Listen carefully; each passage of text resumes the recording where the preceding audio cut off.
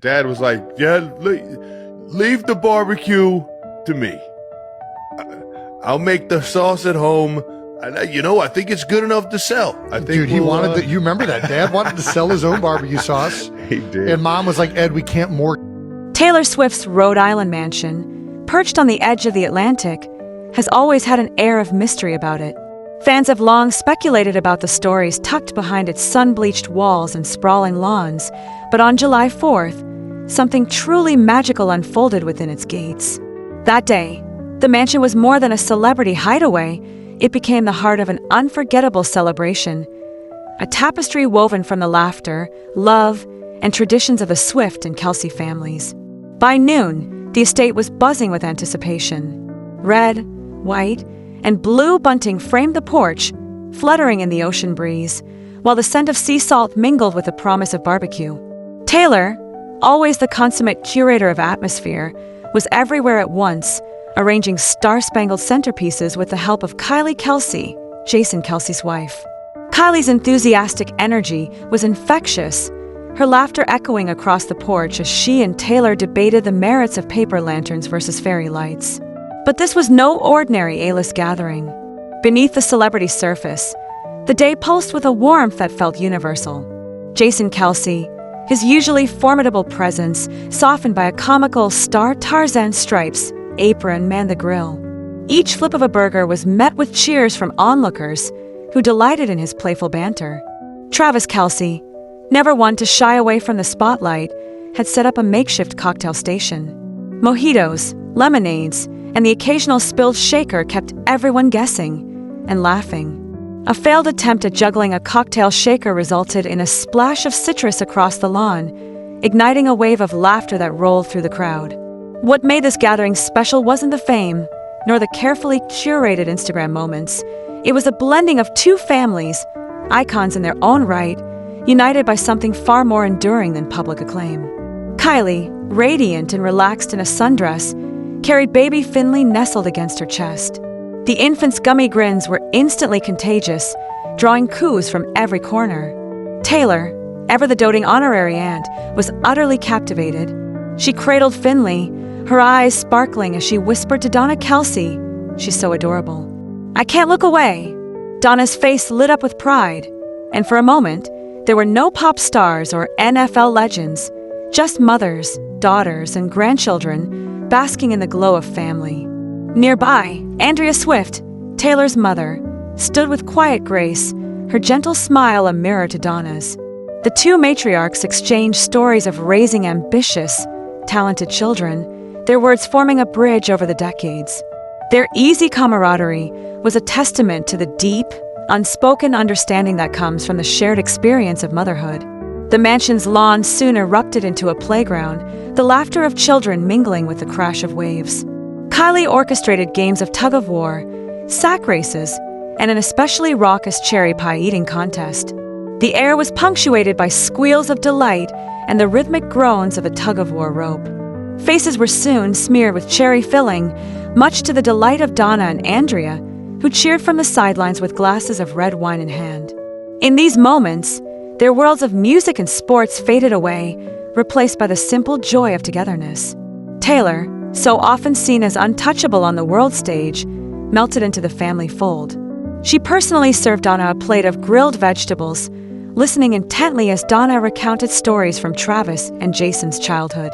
Later, Kylie confided to a friend, "Taylor's not just a music icon. She's so genuine and caring. Finley lights up every time she's around." And it was true. Finley's tiny hands reached for Taylor's glittering earrings as Taylor laughed, her arms gentle and secure. As the sun began its slow descent, the sky painted in streaks of orange and dusty pink, anticipation built for Travis's grand surprise. With a conspiratorial grin, he turned to Jason and whispered, "This isn't just about the 4th. This is about our families coming together like it was always meant to be."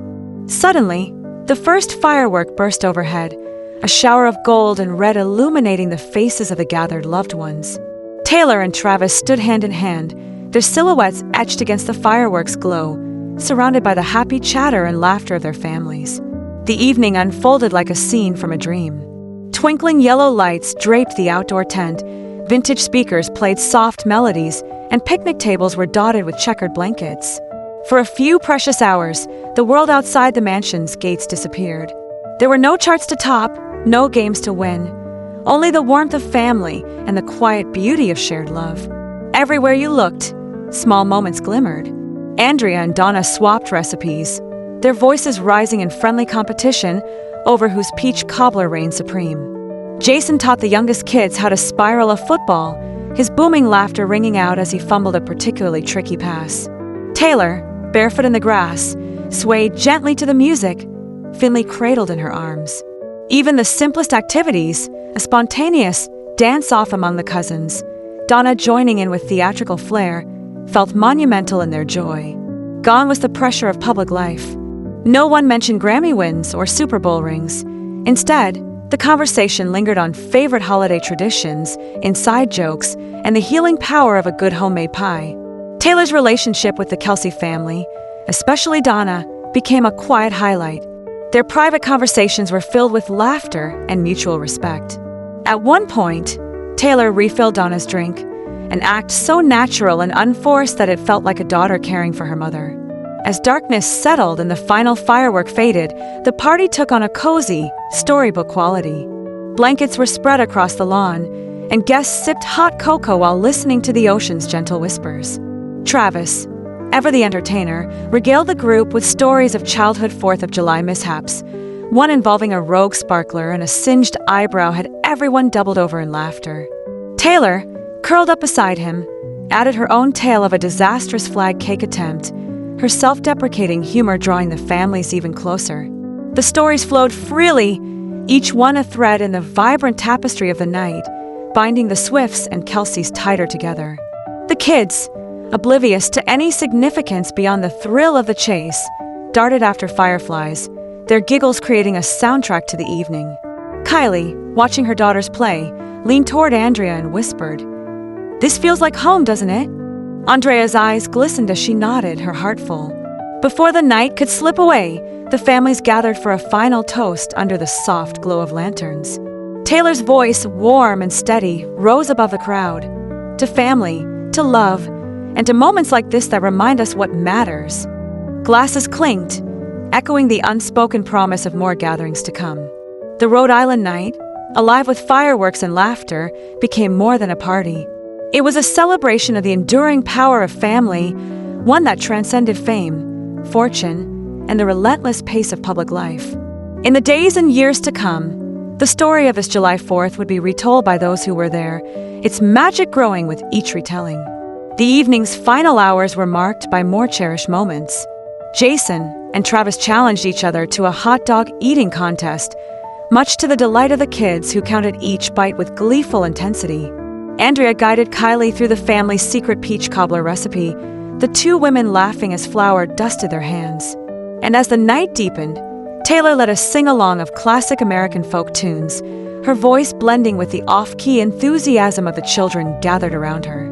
The mansion, with its grand columns and sweeping views, was merely the backdrop. The true magic was in the people, their stories, their laughter, and the love they shared. As lanterns flickered and the stars blinked overhead, it was clear that this celebration marked a new chapter for the Swift and Kelce families. Two worlds, once galaxies apart, found common ground in the simplest of joys, togetherness. And as the last guests drifted away, promising to return for next year's festivities, Taylor and Travis lingered on the porch, hands entwined. The ocean's breeze tangled their hair, and the house behind them glowed with the memory of a day that would be remembered, not for its celebrity, but for the family it had created. If you can picture that golden evening, the laughter and the love, you'll understand why the story of Taylor Swift's July 4th celebration is one destined to be told and retold for generations. A reminder that even the biggest stars shine brightest when surrounded by family.